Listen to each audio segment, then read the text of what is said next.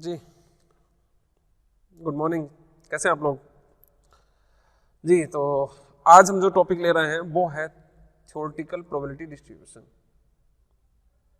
Probability distribution theoretical concept, थोड़ा देखिए तीन तीन पॉइंट हो रहे हैं उसमें। थ्योरेटिकल प्रोबेबिलिटी डिस्ट्रीब्यूशन प्रोबेबिलिटीज का ही क्वेश्चन है एक तरह से देखा जाए तो। इसके अंदर तीन पार्ट आते हैं, बाइनोमियल, पॉइजन और नॉर्मल, जिसमें बाइनोमियल और पॉइजन डिस्क्रीट होते हैं। इससे पहले रैंडम वेरिएबल स्टडी किया आपने ना, उसमें डिस्क्रीट और कंटिन्यूस होते थे रैंडम वेरिएबल। तो ये दोनों आप लोगों के होंगे डिस्क्रीट के, और ये होगा आपका कंटिन्यूस रैंडम वेरिएबल के ऊपर। लेकिन वो चीज़ मेन मायने नहीं रखती, मेन है ये कि प्रोबेबिलिटी डिस्ट्रीब्यूशन इन तीनों की ही जरूरत क्यों पड़ रही है एक तरह से। तो इनमें सबसे पहले मैं आज स्टार्ट कर रहा हूं binomial distribution, binomial probability distribution. Topic है प्रोबेबिलिटी ही, एक्चुअली टॉपिक प्रोबेबिलिटी ही चल रहा था। अब जरा समझिए, प्रोबेबिलिटी चलते चलते कब बाइनोमियल की एंट्री हो गई या करनी पड़ी हमको, समझिए। सपोज एक कॉइन है और उस कॉइन को हमने उछाल दिया। कॉइन को उछालने के बाद हेड आने की प्रोबेबिलिटी 1/2 सब जानते हैं। अभी बेसिक प्रोबेबिलिटी चल रही है, कैसे बाइनोमियल की एंट्री होगी समझिए। एक कॉइन उछाला, मैंने आपसे पूछा हेड आने की प्रोबेबिलिटी, आपने कहा 1/2। मैंने कहा 2 कॉइन उछाल दीजिए और दोनों पर हेड आ जाए, इसकी प्रोबेबिलिटी आपको कौन सी बड़ी बात है, 1/2 × 1/2। इसी टाइप से मैं कहूं 3 पर, 4 पर, 5 पर। अगर मैं कहूं 10 कॉइन है और 10 में से किसी 5 पर, एनी 5 पर, या कहूं एग्जैक्ट 5 पर हेड आ जाए, इसकी प्रोबेबिलिटी बताइए। तो अब बड़ी प्रॉब्लम हो जाएगी कि 10 में से ऐसे कौन से वाले 5 थे वो। क्या वो, अगर मैं सीधा से कहूं कॉइन 1, कॉइन 2, कॉइन 3 ऐसे कह लूं, तो क्या वो स्टार्टिंग का C1, C2, C3, C4, C5, coin 1, coin 2, coin 3 पांचों थे, या C1 के बाद C3 से स्टार्ट हुआ, मतलब कौन से वाले थे वे। तो उनके लिए आपको एक कॉम्बिनेशन बनाना पड़ेगा। यहां तो तब भी चल जाएगा क्योंकि सबकी प्रोबेबिलिटी हाफ हाफ है, समझिए सबकी प्रोबेबिलिटी हाफ हाफ है, तो चल भी जाएगा यहां तो एक बार को। फेल होगा तो भी 1/2 ही है। लेकिन अगर कॉइन की जगह डाई थ्रो होता है या कोई और केस होता है जिसमें 10 में से 5, कोई डिफेक्टिव पीस वाला क्वेश्चन है सपोज, मतलब अगर 10 में से नंबर ऑफ ट्रायल बढ़ने लगते हैं तो कॉम्बिनेशन बनाना पॉसिबल नहीं होता। ऐसा नहीं कि होगा नहीं, इम्पॉसिबल है, इम्पॉसिबल नहीं है। बेसिक प्रोबेबिलिटी से उन क्वेश्चन को कर सकते हैं। जैसे डाई है, डाई थ्रो किया, एक बार डाई थ्रो किया, 6 आने की प्रोबेबिलिटी, 6 आने की या 1 आने की, 1 आने की प्रोबेबिलिटी है 1/6। अगर सी में 10 डाई थ्रो कर दिए, 10 किए, और 10 में से 5 पर, 10 में से किसी 5 पर, अब कौन से 5 है वो, किसी एक पे, पहले वाले पे अगर सक्सेस होगा तो उसकी प्रोबेबिलिटी 1/6, अगला वाला फेलियर होगा तो 5/6 ... कॉइन में तो 1/2 ही चल रहा था तो कोई टेंशन नहीं है, लेकिन इनमें प्रॉब्लम आ जाएगी। इन शॉर्ट, जब ट्रायल्स बढ़ने लगे तब हम लोग प्रोबेबिलिटी डिस्ट्रीब्यूशन की हेल्प लेते हैं, जिसमें से बाइनोमियल एक है। ये कब यूज हो रहा है, कैसे कैसे, क्या फॉर्मूला है समझिए। इसका फॉर्मूला होता है NCR P की पावर R Q की पावर N-R। शॉर्ट में लिखते हैं ऐसे। प्रोबेबिलिटी डिस्ट्रीब्यूशन में जब स्टार्टिंग की थी पहले, इससे पहले डिस्ट्रीब्यूशन में, तब आपने समझ गया होगा बेसिक, जब इस टाइप से लिखते हैं हम लोग रैंडम वेरिएबल वगैरह। NCR P की पावर R Q की पावर N-R, जहां पर P है प्रोबेबिलिटी ऑफ सक्सेस, Q है प्रोबेबिलिटी ऑफ फेलियर, ये probability of success, probability of failure, N है टोटल ट्रायल और R है सक्सेस ट्रायल। N में से R, जैसे क्लास में मार्क्स आते हैं आपके, सपोज 50 मार्क्स का पेपर है, 50 में से कितने, 50 में से 40, 50 में से 30, 50 में से 10, 50 में से 0 वाले भी हैं जी, 50 में से 0, ऐसे ही यहां पर है। कॉइन उछाला 10 टाइम्स, 10 में से 5 बार पास करा रहा है, 10 में से, तो ये हो गया 10 में से 5 बार, R हो गया 5। जब मार्क्स लिखते हैं आपके देखा होगा अधिक तरह से लिखा जाता है 50 में से 40 मार्क्स, तो ऊपर लिखा जाता है कम वाला आप लोगों का 50 में से, यहाँ लिखते वक्त उल्टा होता है, बस ऊपर लिखते हैं। मतलब ये NCR है, कॉम्बिनेशन है, 12th लेवल में पढ़ा है, इसको समझाने की जरूरत नहीं होनी चाहिए मुझे, ठीक है। NCR वाला फॉर्मूला, ठीक है, जिसमें NCR = factorial N factorial R factorial N-R होता है। इस पर बात मैं नहीं कर रहा हूं। तो प्रोबेबिलिटी का क्वेश्चन ये हो गया, फॉर्मूला ये हो गया सॉरी। तो फैक्टोरियल n ये सब बता दिए मैंने फॉर्मूले वगैरह। p प्रोबेबिलिटी ऑफ सक्सेस मैं लिख देता हूँ, probability of success, probability of failure सब मैंने लिख दिए हैं। और n जो है टोटल ट्रायल्स हैं, r जो है वो सक्सेस वाले हैं इवेंट्स, ये सब मैंने बता दिए हैं। नोट भी कर लीजिए, पीडीएफ आपको मिली जाती है हमेशा की तरह। अब p प्लस क्यू 1 होता ही होता है। इसके बाद कब अप्लाई होता है, कंडीशंस क्या है। Number 1, number of trial must be finite, भाई फाइनाइट हो इनफाइनाइट तो ना हो, ठीक है, कुछ ही नंबर्स में काउंट में हो जाए, फाइनाइट में हो जाए। ट्रायल इंडिपेंडेंट हो, मतलब कॉइन उछाल रहे हैं तो जो ट्रायल होंगे फर्स्ट और सेकंड में डिपेंड ना करते हो, ऐसा ना हो भाई मैंने पहले कॉइन उछाला है तो हेड आ गया है, अगली बार हेड नहीं आएगा, ऐसा नहीं है। और there are only 2 possible outcome, success और फेलियर, सक्सेस और फेलियर ही हो। और probability of success in each trial remains constant. भाई स्टार्टिंग में हेड आने की प्रोबेबिलिटी 1/2 थी और टेल आने की भी प्रोबेबिलिटी 1/2 थी। अगर हम उसको 10 बार भी उछालेंगे तो भी 1/2 ही रहेगी। ऐसा ना हो कि कॉइन भी थक जाए और कहे कि नहीं भाई कॉइन में तो हेड आता था, थक गया हूँ, मैं टेल आऊंगा इस बार, ऐसा नहीं है, ठीक है। चलिए, ये हुआ बेसिक बाइनोमियल का। बाइनोमियल का ये फॉर्मूला होगा, ये तब लगेगा मतलब प्रोबेबिलिटी में ही लगता है जब ट्रायल्स थोड़े बढ़ने लगे, कुछ ट्रायल्स 5, 10, 20, 25 ऐसे कुछ बढ़ने लगे, बहुत ज़्यादा भी ना हो, बहुत ज़्यादा जाओगे तो फिर पॉइजन चला जाता है, फिर पॉइजन की एंट्री होती है, ठीक है। चलिए, तो दूसरा, इसी में इसका मीन, और समझ लीजिए इसका मीन का फॉर्मूला होता है एनपी और वेरिएंस का फॉर्मूला होता है एनपीक्यू। जैसे कोई डेटा गिवन होगा उसका मीन निकालने का फॉर्मूला होता है summation F I x I upon summation F I, लेकिन यहाँ पर डायरेक्ट फॉर्मूला होता है एनपी।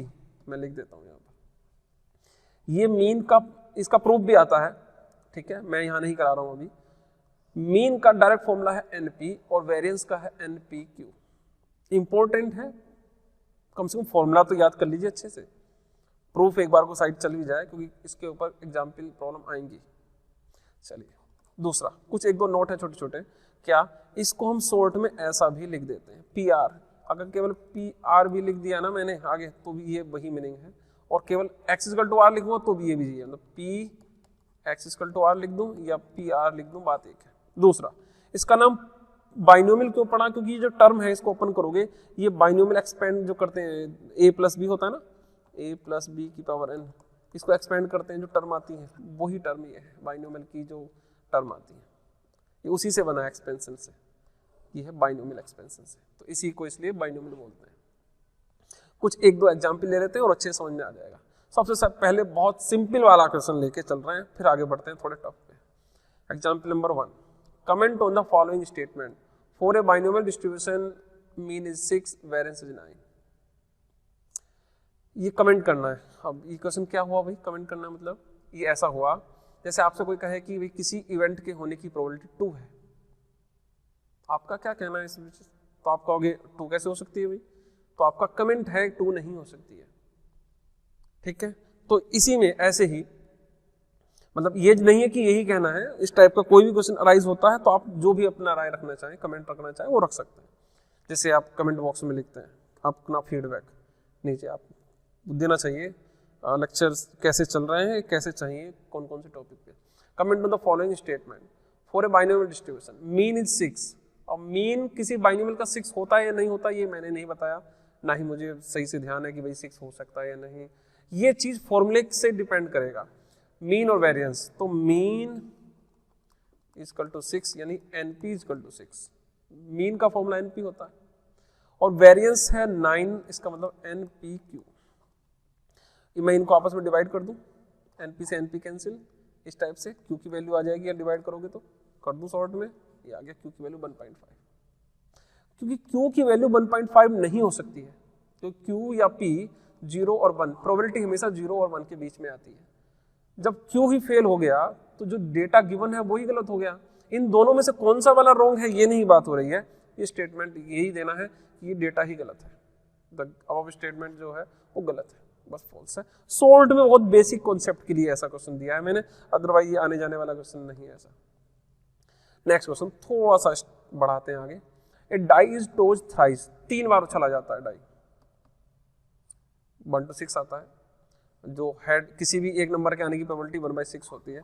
लेकिन वो कह रहा है नहीं, सक्सेस को 1 और 6 को आने को कह रहा है, 2 नंबर, यानी 2 नंबर ऊपर 6 नंबर नीचे, 1/3। सक्सेस हो गया P हो गया 1/3, तो Q हो गया 2/3। ठीक, find the mean and variance, तो P ये Q है, तो P mean is equal to NP, N into P, N की वैल्यू कितनी है, थ्राइस 3 बार, P कितना है, ये मल्टीप्लाई कर दो, 1 आ गया आंसर। मैं फेयरली कर देता हूं जी, ये आ गया मीन NP, N की वैल्यू 3 और P की वैल्यू ये आ गया 1। वेरिएंस में NPQ, N कितना है 3, P की वैल्यू 1/3 और Q की वैल्यू 2/3, 2/3 आंसर आ गया। बस सिंपल है, बहुत बेसिक, स्टार्ट हो रहा है अभी, होने दीजिए। नेक्स्ट सिंपल है, पीछे कोई डाउट बताइए, आगे आइए। एग्जाम्पल नंबर 2, इंपॉर्टेंट क्वेश्चन में से एक, यहीं से बाइनोमियल मेनली स्टार्ट हो रहा है। If 10% of the bolt produced by a machine are defective, determine the probability that out of 10 bolt chosen at random, number 1 bolt will be defective, none bolt, at most 2 bolt। जरा इसको basic probabilities करके देखें। ये कह रहा है कि 10 bolt में से कोई एक बोल्ट, अब कौन सा बोल्ट हो सकता है, पहला भी हो सकता है, दूसरा भी, तीसरा भी, चौथा भी, तो एक कॉम्बिनेशन बनेगा, इसलिए बाइनोमियल की एंट्री होनी है। एटमोस्ट 2, ये तो और भी ज्यादा परेशान कर देगा। एटमोस्ट में ज्यादा से ज्यादा मीन्स 1 भी हो सकता है, 2 भी, एक कॉम्बिनेशन 2 का चलेगा, एक 1 का चलेगा, एक 0 का चलेगा। इसका मीनिंग बाइनोमियल तो लगाना ही पड़ेगा। अब बाइनोमियल का फॉर्मूला रफ साइड में कहीं लिख लो, जिससे कि जो रिक्वायरमेंट है वो देखते रहें। NCR P की पावर R, Q की पावर N-R, एक N चाहिए, एक R चाहिए, एक P चाहिए, एक Q चाहिए, ये 4 चीजें चाहिए होती है किसी भी क्वेश्चन से, वो वैल्यू उठा के रख देंगे। नंबर 1 N, जो इजी दिखने में लग रहा है, देख लो। सबसे पहले क्या है, 10% of the bolt produced by a machine are defective, 10% bolt defective है, परसेंटेज में है, तो P है ये प्रोबेबिलिटी, 10/100, 1/10। 100% प्रोबेबिलिटी और परसेंटेज वही बताया आपको, 100 होता है, परसेंटेज चला 10 में, तो 100 में से 10, 1/10 हो गया। Q क्या हो गया, 1 - 1/10 इक्वल टू 9/10। अब आता है N और R।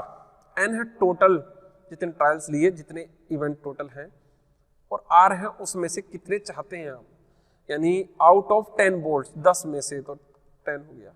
अब R की वैल्यू 10 में से कितना, सबसे पहला पार्ट, फर्स्ट के लिए R की वैल्यू 1, सेकंड के लिए 0, और एटमोस्ट के लिए ज्यादा से ज्यादा 2, एटमोस्ट मीन्स उससे नीचे भी चलेंगे। तो मैं 3 में ब्रेक कर रहा हूँ, ये सब वैल्यू जो मैंने लिखी वो मैं सब लिख देता हूँ, यहाँ लिख दी, P लिख दिया, Q सब मेंशन कर दिया है, फॉर्मूला लिख दिया। सबसे पहला first part, R equal to 1 के लिए, ये तो बताया था मैंने अभी आपको, R इक्वल टू 1 के लिए फॉर्मूला लगा दीजिए, क्या जी, NCR P की पावर R, Q की पावर N-R। N की वैल्यू कितनी है 10, 10C1 P की वैल्यू कितनी है 1/10, 1/10 की पावर 1, और Q है 9/10 की पावर N, 10 9 इक्वल टू, इसको क्या कीजिए आप सॉल्व कर लीजिए। 10C1 10 होता है, लेकिन आप डायरेक्ट कैल्सी से कीजिए। कैल्सी में एक ऑप्शन होता है NCR का, आप डायरेक्ट कैल्सी में जाइए, NCR का फॉर्मूला मतलब क्लिक कीजिए उस पर बटन पर, उसी की हेल्प से NC1 बन जाते हैं। NCR मैन्युअली करोगे टाइम वेस्ट करोगे अपना, इस मैथ में यही प्रॉब्लम है, आपको थोड़ा कैल्सी में हाथ थोड़ा फास्ट रखना है।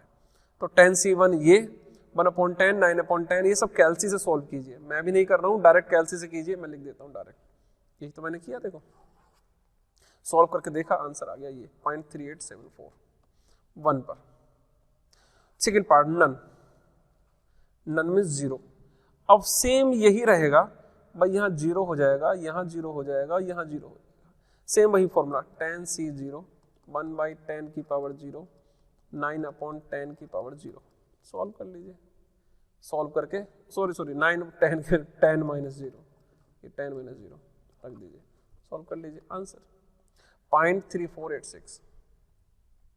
ठीक है, नेक्स्ट थर्ड है एटमोस्ट, इंपॉर्टेंट है थोड़ा सा, इसको समझना बहुत जरूरी है, पीछे रहने दो। At most 2 bolt will be defective. At least होता है कम से कम, एटमोस्ट मैक्सिमम, यानी कि मैक्सिमम 2 वोल्ट डिफेक्टिव हो सकते हैं, 2 वोल्ट डिफेक्टिव हो सकते हैं, 1 वोल्ट भी हो सकता है और 0 भी हो सकता है। इसको लिखने का, रिप्रेजेंट करने का मेथड ये होता है, probability of x when x is less than and equal to 2। ये तो कह रहा है एटमोस्ट 2, 2 या 2 से कम। तो probability of x when x is less than and equal to 2 का मतलब हो गया probability of 2 plus probability of 1 plus probability of 0। तीनों को ऐड कर देंगे, मैं आगे लिख देता हूँ, प्रोबेबिलिटी ऑफ 0, 1 और 2। अब प्रोबेबिलिटी ऑफ 0, 1 और 2 पीछे जाएं अगर हम, तो प्रोबेबिलिटी ऑफ 1 हमने निकाला ही है, क्यों टाइम वेस्ट करें। प्रोबेबिलिटी ऑफ 0 भी हमने निकाला है, क्यों टाइम वेस्ट करें।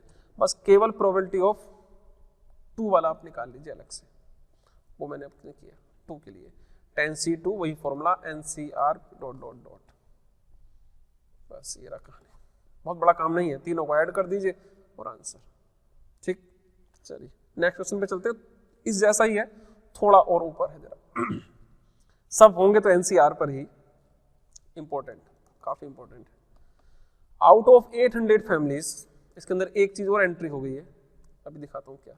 Out of 800 families with 4 children each, how many families would be expected to have 2 boys 2 girls, at least 1 boy, no girls. 800 families और 4 चिल्ड्रन, फॉर्मूला वही NCR P की पावर R Q की पावर N-R, वही N बताइए, R बताइए, P बताइए और Q बताइए। ये 4 चीजें किसी क्वेश्चन में मिल जाएं तो फॉर्मूला रखना कोई बड़ा काम नहीं है। 800 फैमिलीज है, 4 चिल्ड्रन ईच है, अब या तो ये N होगा या ये N होगा, कंफ्यूजिंग होगा। यहाँ मेन चीज है इस क्वेश्चन में जो एंट्री हुई है नहीं, वो ये हुई है कि N ये है या ये है। ये चीज वो बताते हैं, जैसे एग्जाम हुआ, मैंने बताया आपको 50 मार्क्स का एग्जाम था, 50 में से आपका टोटल जो मार्क्स आएंगे 50 + 50 सब्जेक्ट होंगे डिफरेंट डिफरेंट, 50 + 50 + 50 होंगे, सपोज 200 हो गए, तो 200 N नहीं है, मैक्सिमम मार्क्स नहीं है वो एक सब्जेक्ट के, एक के लिए प्रोबेबिलिटी हमेशा एक में निकलती है, मैक्सिमम मार्क्स यानी एक के लिए वो है 50। तो यहाँ पे देखो जो एक की बात चल रही है वो 800 तो फैमिलीज हैं, उसमें 4 चिल्ड्रन है, 4 में से, हर क्वेश्चन में ये पूछा करो, सोचा करो कि कितने में से क्या पूछ रहा है, में से। How many families would be expected to have 2 boys 2 girls, 2 boys, तो 4 में से 2 पूछ रहा है ना, किसी फैमिली में 4 में से 2 बॉय, ना कि 800 में से। 800 तो फैमिलीज हैं, 800 की मल्टीप्लाई करेंगे लास्ट में, प्रोबेबिलिटी जब आ जाएगी एक की तो 800 से मल्टीप्लाई, यानी ये 800 हुआ कैपिटल N और ये हुआ स्मॉल n, यानी ये होगी 4। P है प्रोबेबिलिटी ऑफ सक्सेस, क्वेश्चन चल रहा है बॉयज और गर्ल्स में, आगे कहीं लिखा भी है ये इक्वल प्रोबेबिलिटी ऑफ बॉयज और गर्ल्स, बॉयज और गर्ल्स के होने की प्रोबेबिलिटी हाफ हाफ है, इक्वल। जनरली 100% ऐसा नहीं होता है कि बॉयज और गर्ल्स के होने की प्रोबेबिलिटी हाफ हाफ हो, क्योंकि थर्ड जेंडर भी होता है, इसलिए इन्होंने मेंशन कर दिया है, कहीं आगे जाके कोई प्रॉब्लम ना करे स्टूडेंट, ग्रेट, ये तो रूल है, थर्ड जेंडर भी है, तो इसलिए ये हटाते हैं। अब आते हैं R चेंज होता रहता है question to question. First part 2 boys 2 girls, at least 1 boy no girl, ठीक है। देखो किसी फैमिली में 4 चिल्ड्रन है, आप किसी वो 4 दोस्त हैं, सपोज 4 दोस्तों में 2 बॉय हैं और 2 गर्ल्स हैं। जब 4 ही दोस्त हैं, 2 बॉय हो गए हैं तो 2 गर्ल्स तो होंगी ही, तो ये कोई मायने नहीं रखती है, इसको हटा दीजिए। केवल बॉयज या गर्ल्स एक पता चल जाए तो हो जाएगा। अब पूरे क्वेश्चन को एक ही फॉर्मेट में रखिए, या तो बॉय में या गर्ल्स में। यहां तो कोई प्रॉब्लम आएगी नहीं, बॉयज और गर्ल्स की प्रोबेबिलिटी हाफ हाफ है, लेकिन आगे चल के काफी प्रॉब्लम आ सकती है। तो ध्यान रखिए इस टाइप के क्वेश्चन में, पूरे क्वेश्चन को जनरली पहले से भी पढ़ते आ रहे हैं कि एक ही फॉर्मेट में होना चाहिए। तो हम लोग क्या करेंगे, पूरे ही क्वेश्चन को बॉय में कंसिडर करने की कोशिश करेंगे, या करेंगे हम लोग। तो सबसे पहला पार्ट, फर्स्ट पार्ट 2 बॉयज, तो R की वैल्यू हो जाएगी 2, मैं फेयरली कर दूं, P हो गया हाफ, Q हो गया हाफ, N की वैल्यू 4, कैपिटल N 800 है। कैपिटल N कब यूज होता है, जब हम मल्टीप्लाई करेंगे लास्ट में प्रोबेबिलिटी को। प्रोबेबिलिटी इसकी कोई जरूरत नहीं पड़ती, प्रोबेबिलिटी में ये नंबर ऑफ फैमिलीज है, लास्ट में मल्टीप्लाई होगा, मैं बताऊंगा कैसे। तो सबसे पहले फर्स्ट पार्ट वही सब कुछ, n पता चल गया, p हो गया, q हो गया, तो फर्स्ट 2 बॉयज यानी probability of x is at 2 is equal to NCR p की पावर r q की power n minus r is equal to n की वैल्यू है 4c2, p है हाफ, हाफ की पावर 2, q है हाफ, इसकी power भी 2, 4 में से 2 2। इसको सॉल्व कर लेंगे, कैल्सी की हेल्प से ही सारा कुछ निकालिए। ये मैं फेल ही कर देता हूँ, देखिए 2 बाइस यही सब कुछ लिखा मैंने, और 800 से स्टार्टिंग में एंड में स्टार्टिंग में मल्टीप्लाई कर दीजिए या लास्ट में लिख दीजिए number of families equal to 800 into probability, यहाँ कर दीजिए, यहाँ कर दीजिए, कोई बड़ा काम नहीं है। सॉल्व कीजिए और आंसर ये आ गया 300 आंसर आया है, क्योंकि इन्होंने पूछा है हाउ मेनी फैमिलीज। समझिए, अगर वो हाउ मेनी फैमिलीज पूछ रहा है तो 800 में से पूछ रहा है, अगर वो पूछता प्रोबेबिलिटी तो 800 की मल्टीप्लाई नहीं करते, इस चीज को समझिए। अगर वो पूछता परसेंटेज तो 800 से नहीं करते, फिर 100 से मल्टीप्लाई करते। इन चीजों पर ध्यान देना है। चलिए सेकेंड पार्ट, एटलीस्ट 1 बॉय। अभी तक कोई प्रॉब्लम नहीं है, इनमें प्रॉब्लम आएगी थोड़ी सी। एटलीस्ट 1 बॉय, कम से कम एक, इसका मतलब होता है प्रोबेबिलिटी ऑफ x, और एटलीस्ट 1 से तुम्हें 1 या 1 से ऊपर, यानी प्रोबेबिलिटी ऑफ 1, एक बॉय हो सकता है, 2 बॉय हो सकता है, और 3 बॉय हो सकता है, और 4 है ना, 4 भी हो सकते हैं। Probability of 1 plus probability of 2 plus probability of 3 plus probability of 4। ये रैंडम वेरिएबल है, इससे पहले जो चैप्टर हुआ था रैंडम वेरिएबल, वही है 1 2 3 4। ठीक है, चलिए अब इन सबको क्या है, 4 बार बाइनोमियल लगाना पड़ेगा, या इन शॉर्ट ऐसा कर लो 1 में से प्रोबेबिलिटी ऑफ 0 घटा दो। प्रोबेबिलिटी ऑफ 0 मींस r की वैल्यू 0 रख के सॉल्व कर दो। करें जी, यहाँ पे मैंने इजी कर दिया है, लेकिन आप प्रोबेबिलिटी ऑफ 0 करिए, उससे भी सेम ही आंसर आएगा। प्रोबेबिलिटी ऑफ इतना ना करके आप सीधा 1 में से प्रोबेबिलिटी ऑफ 0 माइनस कर दीजिए, सेम आंसर आएगा 750। मैं कर चुका हूँ। Third, no girl. No girl मतलब 0 नहीं लेना है, नो गर्ल मीन्स 4 बॉयज, यानी n इक्वल टू 4 लेंगे। अब ध्यान रखो, थर्ड वाले में n इक्वल टू 4 लेंगे, ना कि 0, क्योंकि टोटल बॉय में चल रहा है, क्योंकि 4 बॉयज की निकाल दोगे तो वो सेम ही आएगा ना, तो 4 पर निकाल लेंगे हम लोग। थर्ड किया, सब कुछ वही 50 आ गया। लास्ट फाइनल, पीछे जाए जरा, क्वेश्चन को समझे। एट मोस्ट 2 गर्ल्स, आप जाए यहाँ पे जरा, क्या है एट मोस्ट 2 गर्ल्स। जरा इस कॉन्सेप्ट को समझिए जो मैं बताना चाह रहा हूँ, ये आगे भी थोड़ा प्रॉब्लम करेगा, तो उसके लिए समझना बहुत जरूरी है। इन्होंने तो लिख दिया at most 2 girls is equal to at least 2 boys, रटा नहीं जाएगा, रटने से अच्छा है समझिए मैं क्या कहना चाह रहा हूँ। हमें ये तो फाइनल है कि हमने क्वेश्चंस को, जो गर्ल्स हैं, गर्ल्स को बॉयज में रिप्रेजेंट करना है इस तरह से। तो जब पूरा सेंटेंस, इस सेंटेंस में 3 वर्ड है, एट मोस्ट, एक 2 और एक गर्ल, जब गर्ल को चेंज किया है तो दोनों वर्ड भी चेंज होंगे। हमेशा याद रखो, एटलीस्ट या एटमोस्ट आपस में चेंज होते हैं। एटमोस्ट का उल्टा होता है एटलीस्ट, और गर्ल्स का उल्टा बॉय, या डिफेक्टिव का, डिफेक्टिव नहीं है तो फेलियर है तो पास, इस टाइप से। 2 है तो 2 का अपोजिट होगा 4 माइनस 2 इक्वल टू 2। टोटल 4 ही तो कैंडिडेट थे, 4 माइनस 2 इक्वल टू 2। अगर 5 होते तो 5 माइनस 2 इक्वल टू 3 हो जाता। तो एटलीस्ट 2 बॉयज उल्टा हो गया, समझो ये क्वेश्चन कैसे इसमें चेंज हुआ। एट मोस्ट अलग है, 2 अलग है, और गर्ल अलग है। एट मोस्ट चेंज हुआ एटलीस्ट में, 2 चेंज हुआ 2 में। 2 में चेंज हो रहा का मतलब ये नहीं कि 2 में ही चेंज होता है हर बार। टोटल 4 बच्चे थे, 4 स्टूडेंट थे एक तरह से, या फैमिली में 4 ही, तो 4 चिल्ड्रन में से 4 में से 2 जाएंगे तो 2 बचेंगे, और गर्ल्स चेंज हो गए बॉयज में। अब ठीक है, एटलीस्ट 2 बॉय, कम से कम 2, तो इसका मतलब होता है probability of x when x is greater than equal to 2, at least 2 boy, 2 या 2 से ज्यादा, तो probability of 2, probability of 3 plus probability of 4। अब 2 पे अलग, 3 पे अलग, 4 पे अलग, ये तीनों अलग अलग निकलेंगे।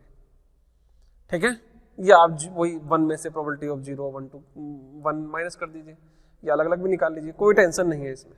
ठीक, मैं कर देता हूँ, पर 3 फॉर्मूले अलग अलग लगेंगे, 2 वाला अलग है, 3 वाला अलग है, 4 वाला अलग है। इसको सॉल्व कर लीजिए, ये सब का आप कैलसी का है, आपको कैलसी से ही सॉल्व करना है। 550 राइट। नेक्स्ट चलते हैं जरा, यहाँ कोई प्रॉब्लम नहीं आनी चाहिए। अगर ये चीज करने में समझने में कोई प्रॉब्लम है तो जरा समझो इसको, फिर दूसरी लैंग्वेज में समझो। एट मोस्ट 2 गर्ल्स, ज्यादा से ज्यादा 2 गर्ल्स, यानी 2 गर्ल्स भी हो सकती हैं, 1 भी हो सकती है, 0 भी हो सकती है। ये गर्ल्स का डेटा है। जब गर्ल्स को हम लोग रिप्रेजेंट करेंगे बॉयज से अगर इस टाइप से, तो 2 की जगह हो जाएंगे 2, 1 की जगह हो जाएगा 3 बॉयज, 0 की जगह हो जाएंगे 4 बॉयज। ऐसे कर लो, बात वही है घूम फिर के। चलिए next important question, fit a binomial distribution to the following data, या फॉलोइंग फ्रीक्वेंसी डेटा। एक्स और एफ गिवन है, बाइनोमियल में फिट करना है। बाइनोमियल का फॉर्मूला होता है NCR P की पावर R Q की पावर N माइनस R, या ये कहूँ मैं P प्लस Q की पावर N। बाइनोमियल सीधा एक्सपेंड होता है, इसमें फिट कर लो। टोटल फ्रीक्वेंसी N है तो N से मल्टीप्लाई कर दो। इसके लिए या इसके लिए आपको P तो चाहिए और Q भी चाहिए और कैपिटल N भी चाहिए। कैपिटल N तो निकल जाएगा, कैपिटल N कहते हैं समेशन, फ्रीक्वेंसी का सम। इनको ऐड कर लीजिए, ये तो निकल जाएगा, ठीक है। और P और Q कहां से निकलेगा ये समझ से बाहर है। एक छोटी ट्रिक है वो मैं समझा देता हूं, लेकिन ये फिलहाल साफ साफ नहीं दिख रहा है।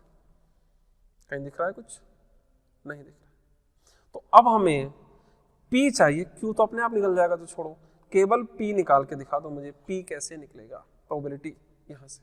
तो एक पीछे मैंने हिंट दिया था कि मीन, पीछे आइए दिखा देता हूं, जो मीन होता है बाइनोमियल का वो NP होता है, N इंटू P।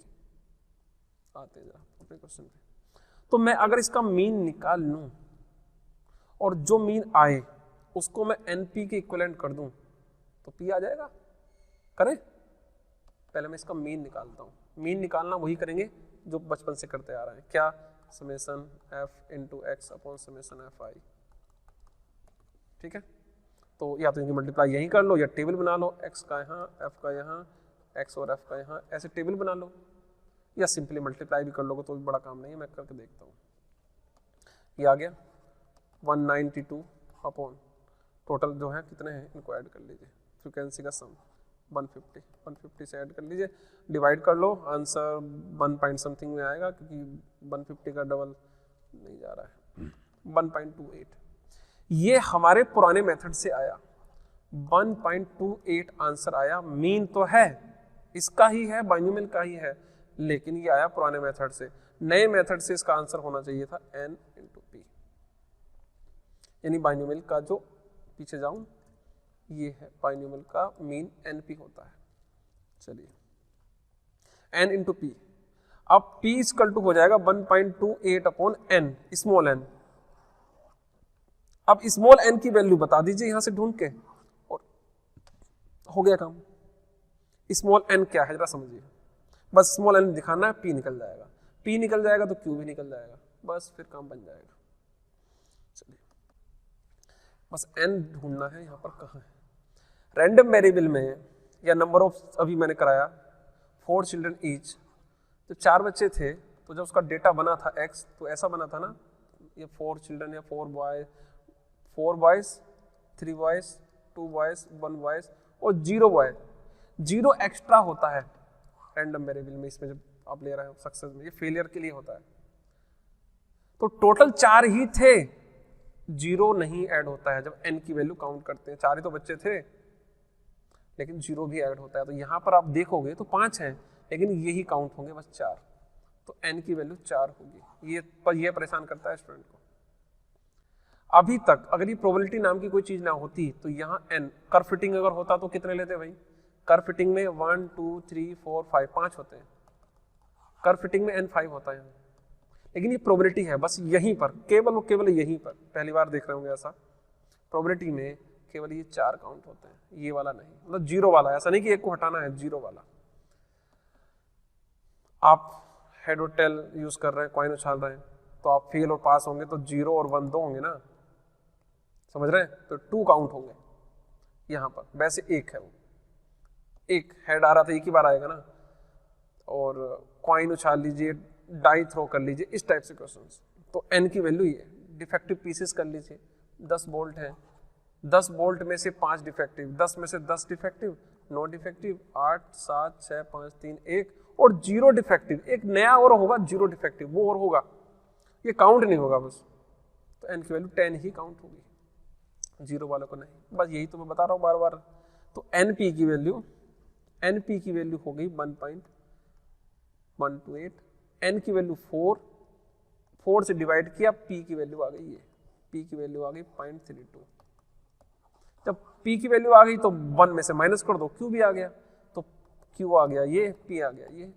बाइनोमियल का जो बाइनोमियल डिस्ट्रीब्यूशन को फिट करना है वो किस में करना है, p प्लस q की power n into capital N से करा दीजिए, ये रहा, बस इतना ही करना था आपको, बाइनोमियल में फिट हो गया, कोई टेंशन ही नहीं है। फ्रीक्वेंसी नहीं पूछी है, एक आगे जाके बाइनोमियल के बाद पॉइजन आएगा, वहां पे कुछ क्वेश्चंस हैं, वहां पे फ्रीक्वेंसी भी पूछ सकता है, यहां भी पूछेगा अगर फ्रीक्वेंसी आगे, तो अलग अलग थ्योरेटिकल फ्रीक्वेंसी पूछेगा तो हम अलग अलग भी निकाल सकते हैं। चलिए एक क्वेश्चन और है छोटा सा, आगे खत्म करें फिर हम इसको, टॉपिक काफी लंबा चला गया बाइनोमियल डिस्ट्रीब्यूशन, ऐसा नहीं है कि इसके बिना काम नहीं चलेगा, ये भी कर लीजिए। ये बाइनोमियल है variable x satisfying the relation this, देखो ये लैंग्वेज काफी हद तक रैंडम वेरिएबल जैसी है, फाइंड द, नहीं वही है, प्रोबेबिलिटी भी इंक्लूड है, find the value of the parameter p, p means कोई प्रोबेबिलिटी बतानी है, और p of x equal to 1 बतानी है, probability at x equal to 1 पर भी बतानी है बाइनोमियल की। तो अगर मैं ये बतानी है,